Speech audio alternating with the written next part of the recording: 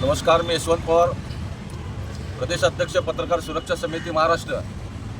गेल्या 9 वर्षापासून महाराष्ट्र राज्यातील पत्रकारांच्या वेगवेगळ्या विषयावर पत्रकार सुरक्षा समिती व्यापक स्वरूपाचे आंदोलन, निवेदन व राज्य सरकारकडे पत्रव्यवहार करून सातत्याने पत्रकारांचे प्रश्न सोडवण्याचा प्रयत्न करीत आहेत। आज या ठिकाणी आम्ही ग्रामीण भागातील पत्रकारांच्या 4 चाकी वाहनास टोलमधून सूट मिळावी म्हणून या ठिकाणी पत्रकार सुरक्षा समितीच्या वतीने राज्य सरकारचे लक्ष वेधण्यासाठी आज या ठिकाणी आम्ही आंदोलन करत आहोत।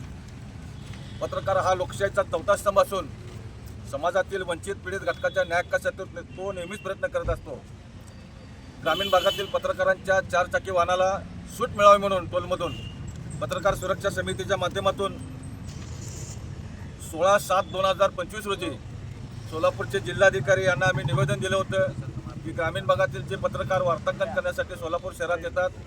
सोलापूर शहरामध्ये अनेक मोठमोठे कार्यालय आहेत, जिल्हाधिकारी कार्यालय आहे, SP कार्यालय आहे, सिव्हिल आहे, त्याचबरोबर इतरही अनेक कार्यालय आहेत। त्यांचं वार्तांकन करण्यासाठी पत्रकारांना जिल्ह्याच्या ठिकाणी यावं लागते। त्याचबरोबर सोलापूर शहरात अनेक मंत्री महोदय येत असतात, आमदार खासदार यांचे बैठका होत असतात, त्यांचं देखील वार्तांकन करण्यासाठी सोलापूर शहरात ग्रामीण भागातील पत्रकारांना यावं लागते।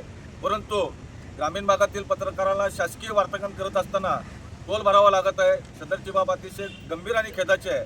तरी ग्रामीण भागातील पत्रकाराला टोलमधून सूट मिळावी म्हणून दिनांक 17/5/2026 रोजी देखील आम्ही विभागीय आयुक्तांना निवेदन दिलं होतं, परंतु अद्याप त्याचा निर्णय न झाल्याने पत्रकार सुरक्षा समितीला अखेर रस्त्यावर उतरून आंदोलन करत आहे।